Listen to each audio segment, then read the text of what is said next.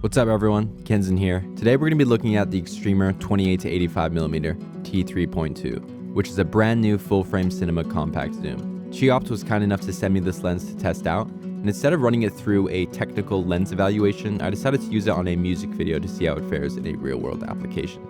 Now before we dive into that, I want to quickly look over some of the specifications of this lens. The XTREME lens ships with a PL, EF, or E mount.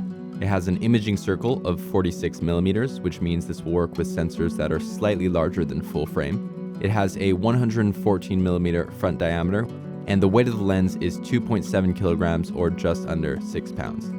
If you want to dig deeper into the full list of specs, feel free to pause the video here.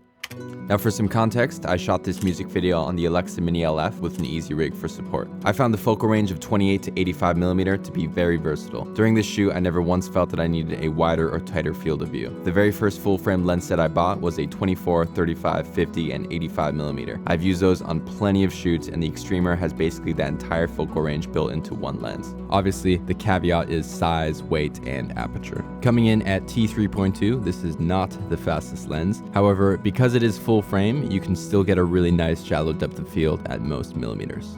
As for the look and feel that this lens produces, I would describe it as not too clinical, but not too much character. I find that a lot of modern full-frame lenses are far too sharp and can make images feel more digital as opposed to filmic, but this lens strikes a pretty good balance in that regard. When it comes to practicality, as long as size and weight are not an issue, using a zoom lens is always going to be faster than using primes. I found the XTREME lens to be really great on this shoot because it allowed me to make quick adjustments which were necessary for our run and gun style.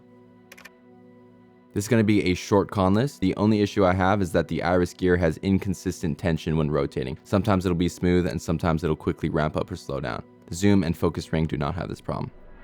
This is where the product really shines. Compact full-frame zoom lenses are usually very expensive. If you want to compare a lens of similar focal range and t-stop, we can look at the Zeiss 28-80mm T2.9. That lens costs $21,945. I've been told by Chiopt that the XTREME will be less than $3,000 US.